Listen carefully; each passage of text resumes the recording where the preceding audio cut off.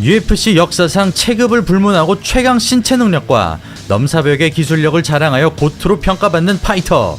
그는 UFC 웰터급 역사상 최다 타이틀 방어 기록과 두 체급 챔피언을 차지한 조르주 세인트 피에르 GSP입니다.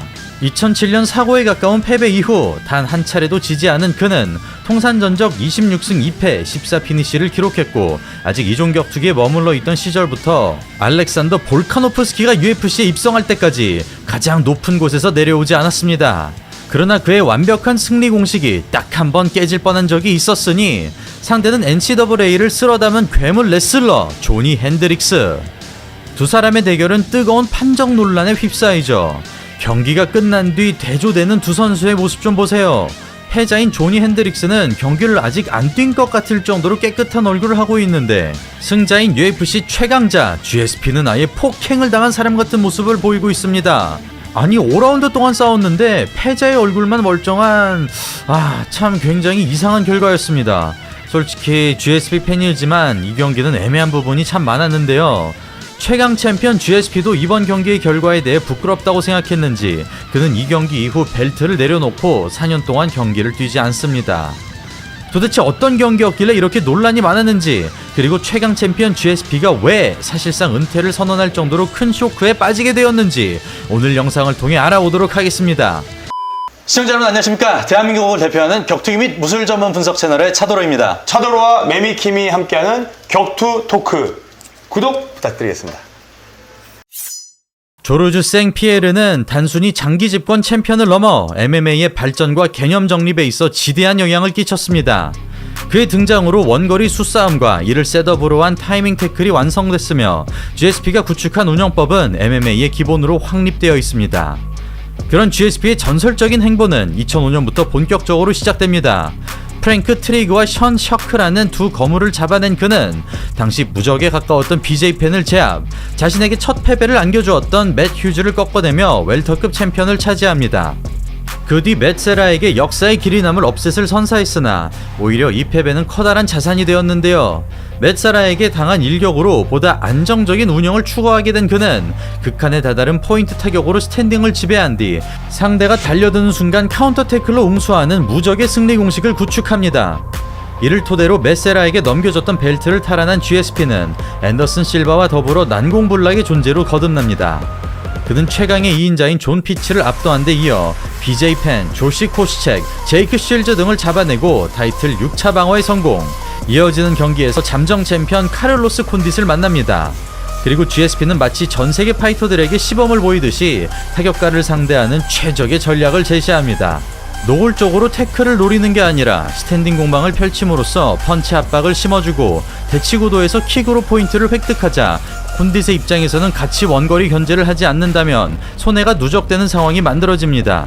여기서 문제는 발차기는 태클의 위험이 있기 때문에 손싸움에서 이득을 거두지 않는 이상 선택지가 없다는 것인데요. 그렇게 망설이던 사이 펜스를 등지는 구도가 형성되자 비로소 저공 비행이 시작됩니다. 그리고 5라운드 동안 똑같은 그림이 무한대로 반복됩니다. 떨어지면 킥과 잽이, 붙으면 태클이 들어오는 상황에서 벼락같은 하이킥이 적중하지만 피니시에 실패하자 다시 GSP의 시스템에 갇힙니다. 타격과 레슬링이라는 이지선다에서 정신을 못 차리는 콘딧. 이를 돌파하기 위해서는 즉각적인 스프롤 반응이나 압도적인 하위 포지션 주짓수가 필요한데요.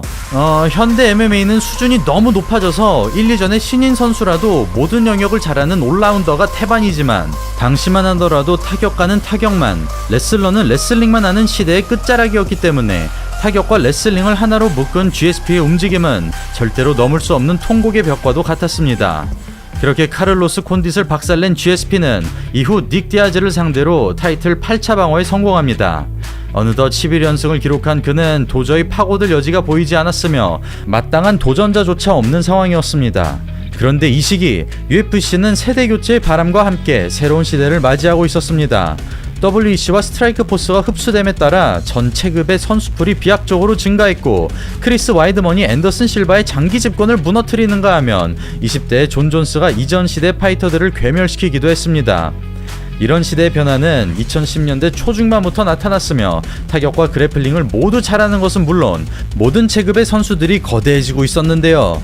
그런 흐름 속에서 조용히 칼을 갈아오던 사내가 있었으니 바로 조니 핸드릭스입니다. 고등학교 시절 3번의 레슬링 주 챔피언과 2번의 전국 챔피언을 지낸 핸드릭스는 대학에서도 엄청난 성적을 남겼습니다. 그는 4년 연속 올 아메리칸에 선정됐고 2년 연속으로 NCAA 디비전 1에서 우승을 차지했습니다. 이후 대학을 졸업하고 MMA로 전향한 핸드릭스는 레슬링이 아니라 주먹으로 이름을 알리는데요. 마치 셰인 카윈이나 댄 핸더슨처럼 폭탄을 숨겨두고 있던 그는 레슬링을 꺼내기도 전에 한 방으로 잠재워버립니다. 그렇게 중소단체와 WEC를 거쳐 UFC로 입성한 핸드릭스는 무서운 속도로 질주하기 시작합니다. 그는 시그니처인 레프트 단발로 KO 퍼레이드를 연출하고 GSP 말고는 적수가 없던 존 피치를 12초 만에 파멸시켜버립니다. 그런 핸드릭스의 펀치력은 레슬링으로 다져진 신체와 타고난 운동신경이 비결이지만 또 하나의 이유가 있었는데요. 바로 175cm의 작은 신장에도 불구하고 평체가 어마어마하다는 것입니다. 평소 정크푸드를 즐기기로 유명한 핸드릭스는 매 경기마다 극악의 감량고를 겪습니다. 그의 평소 체중은 최소 90kg 이상에서 최대 100kg에 달하며 리바운딩 또한 극단적으로 높은 걸로 알려져 있습니다. 그럼에도 감량에 성공할 수 있는 이유는 하루에 2번의 반신욕과 유산소 덕분이라고 핸드릭스 측에서 주장하지만 우리끼리 정말 솔직히 말하자면 정맥주사가 핵심인 것으로 추측되는데요. 당시에는 정맥주사가 허용됐기 때문에 크리스 와이드먼이나 티토 오티즈 같은 레슬링 베이스의 경우 시합 체중에서 먹고 들어가는 일이 많았습니다. 또한 그런 리바운딩의 위력은 카를로스 콘디전에서 적나라하게 드러납니다. 체중 차이라는 것은 그래플링과 펀치력은 물론 맷집에도 영향을 미치기 때문에 투기 종목에서 체급이 그렇게 나뉘는 것인데요. 체중이 더 나가면 몇 방 정도는 견딜 수 있겠다는 계산으로 공격에만 집중할 수 있으며 체중에서 불리하다면 상대의 공격이 단순한 패턴이더라도 부담스럽게 다가올 수밖에 없는 것이죠. 이를 토대로 콘딧을 잡아낸 핸드릭스는 GSP를 상대로 타이틀전에 나서는데요. 제 아무리 무결점을 자랑하는 GSP라 할지라도 원거리 견제는 전진으로, 타이밍 태클은 무기로 눌러버린다면 충분한 승산이 있었습니다. 그렇게 시작된 경기, 뒷손에 맞춰 카운터 태클이 들어가지만 넘어가는 순간 버터플라이로 버텨냅니다. 벌써부터 유의미한 근력차가 나타나고 맞잡기부터 상대가 되지 않습니다. 순수 힘으로 제압해버리는 핸드릭스, 체급이 다를 때 벌어지는 상황이 계속해서 등장하고 있는데요. 반면 견인차 같은 육중한 몸집으로 무심하게 밀어버리는 핸드릭스, 그대로 테이크다운에 성공하고 왼손으로 태클을 유도한 뒤 니킥으로 카운터를 치는 기술적인 움직임도 구사합니다. 이처럼 정면 싸움에서는 상대가 되지 않는 GSP, 이렇게 되면 포인트 운영밖에 답이 없는데요. 역시 MMA의 선구자답게 실시간으로 계산을 끝낸 GSP가 원거리 견제를 위주로 풀어갑니다. 즉각적인 전략 변화에 대처하지 못하는 핸드릭스, 눈에 가시 같은 발차기를 막으려면 아예 떨어지거나 아니면 아예 붙어서 주먹으로 싸워야 하지만 태클이 통하지 않는다는 걸 깨달은 GSP가 아예 접점을 만들지 않습니다. 이어지는 2라운드, 여전히 킥을 활용하는 가운데 핸드릭스의 노림수는 변하지 않습니다. 대치 상황마다 잠시도 쉬지 않는 GSP, 상대 뒷손에서 멀어지는 왼쪽 각을 먹어주며 앞손과 아웃사이드 로우킥에 집중합니다. 그러나 한 번의 돌진으로 뒤집어버리는 핸드릭스, 순간 다리가 풀릴 만큼 엄청난 파괴력을 과시하는데요. 수싸움에서는 GSP의 우위가 계속되지만 빵! 하고 부딪힌 순간에는 상대가 되지 않습니다. 결국 데미지 차이를 좁힐 수 없다는 판단하에 볼륨 타격으로 승부를 내야 하는 GSP, 반대로 신체 조건이 불리한 핸드릭스는 무조건 접전을 만들어야 하기 때문에 체력 부담이 들 수밖에 없습니다. 여기서 변수는 핸드릭스의 약점이 바로 체력이라는 것인데요. 더군다나 5라운드 시합이 처음인 만큼 지금의 페이스를 유지할 수 있을지가 관건입니다. 계속되는 3라운드, 똑같은 스피드의 GSP에 반해 핸드릭스의 움직임이 느려졌습니다. 니킥을 강먹기로 흘려내는 GSP, 자신은 때리고 상대는 때리지 못하는 각도를 정확하게 알고 있습니다. 돌진의 위력이 줄어들자 카운터를 허용하는 핸드릭스, 상대에게 바깥각을 허용하자 앞손 싸움에서 손해가 누적되고 파워 대신 속도를 살린 견제성 주먹에도 카운터를 내지 못합니다. 반면 조금이라도 사정거리 들어오는 순간 타이밍을 끊어주는 GSP, 오랜만에 유효타 가져가는 핸드릭스. 다만 라운드를 따내기 위해서는 보다 많은 공격이 필요합니다. 레슬링으로 선회하는 핸드릭스, 불도저 모드를 발동하자 속수무책으로 밀려나고 양손으로 겨드랑이를 올려보지만 꿈쩍도 하지 않습니다. 4라운드, 핸드릭스의 체력이 회복되면서 움직임이 살아납니다. 무게감이 더해지자 보다 과감하게 들어가고 또다시 테이크다운에 성공하면서 확실하게 흐름을 잡습니다. 육중한 체격으로 허리를 띄워버리는 핸드릭스, 분위기가 급속도로 넘어가는데요.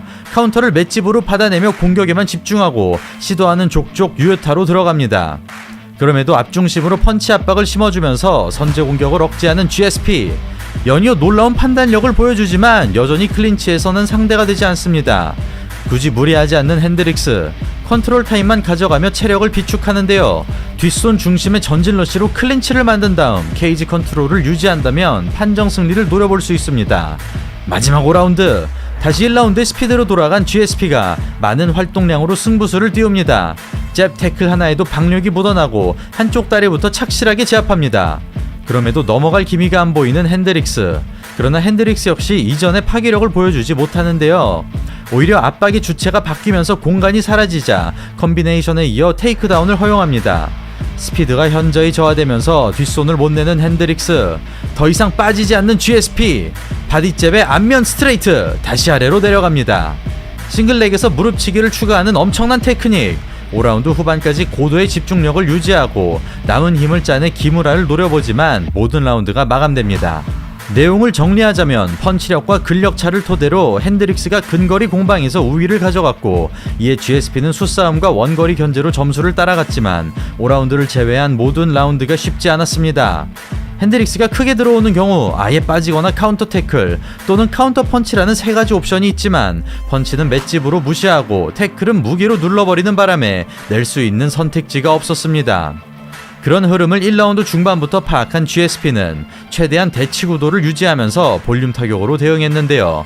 그러나 컨트롤 타임과 데미지에서 확실하게 밀렸기 때문에 보다 압도적인 유효타가 아니라면 승리를 가져오긴 힘들었습니다. 그렇게 무적으로 군림하던 GSP에게 엄청난 시련을 선사하고 자신의 이름이 호명되기를 기다리는 핸드릭스.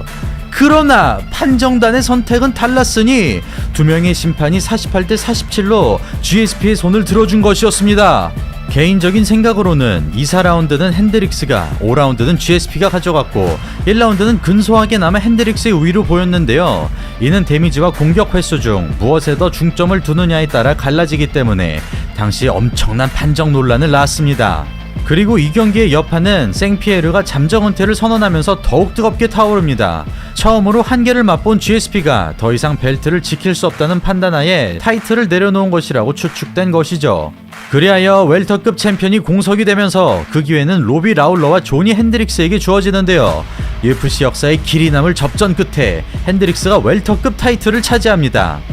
그러나 핸드릭스는 자신이 올라온 속도만큼이나 너무나 빠르게 추락합니다. 로비 라울러와의 2차전에서 또다시 논란의 판정 패배를 맞이한 그는 이후 정맥 주사가 금지됨과 동시에 급 강화하기 시작했고 아예 다른 사람이 된 것처럼 3연패에 빠져버린 것입니다. 심지어 그는 2경기 연속으로 개최에 실패하는 바람에 미들급으로 월장했으나 이마저도 실패하고 마는데요. 그렇게 컨디션 난조를 보이던 핸드릭스는 정맥 주사 금지 이후 1승 5패라는 최악의 부진 끝에 UFC를 떠나게 됩니다. 한편 석연치 않은 이유로 케이지를 떠났던 생피에르는 무려 4년이 지나서야 복귀합니다. 상대는 루크 라쿨드를 잡아내고 챔피언에 올랐으나 다른 쟁쟁한 도전자들을 뿌리치고 당시 만 46살이었던 노장 댄 핸더슨을 지목하는 바람에 이기고도 엄청나게 욕을 먹은 마이클 비스핑. 2차 방어전만큼은 요엘 로메로나 다른 선수들과 싸워야 했지만 뜬금없이 GSP와 만나게 된 것입니다. 그럼에도 근육질로 나타난 생피에르는 4년 만에 복귀전, 그것도 한 체급 위의 챔피언을 상대로 놀라운 기량을 드러내는데요. 유열이 낭자하는 치열한 승부 끝에 서브미션 승리를 가져갑니다. 이리하여 2체급 챔피언이라는 대업적을 달성했으나 챔피언의 등극함과 동시에 또다시 타이틀을 반납한 GSP. 이후 하빕 누르마고메도프와의 슈퍼파이트 얘기가 돌았지만 성사되지 않았죠. 최근에 한 기자가 GSP에게 복귀할 생각이 없냐고 물어보자 그는 격투기 경기를 준비하기 위해서는 운동을 상상 이상으로 높은 강도로 해야 하는데 현재 자신의 몸은 그런 강도 높은 훈련을 버틸 수 없다며 은퇴 생활을 즐기겠다고 딱 잘라 말했습니다. 한편 핸드릭스는 UFC를 떠난 이후 BKFC에 도전했으나 이마저도 실패하고 말았는데요. 그렇게 파이터 인생을 마감한 그는 현재 텍사스에서 경찰관으로 근무 중이라고 합니다. 네, 오늘은 정말 오랜만에 들어보는 두 이름이죠. GSP와 조니 핸드릭스의 경기를 분석해봤습니다. 편파 판정 논란부터 조니 핸드릭스의 정맥 주사 금지 이후의 연패 행진까지 뭔가 이야기의 끝이 깨끗하지 않았던 것 같아서 살짝 좀 그러기도 합니다. 자, 아무튼 오늘 방송 재미있게 봐주셨길 바라며 저는 다음에 또 인사드리겠습니다. 감사합니다.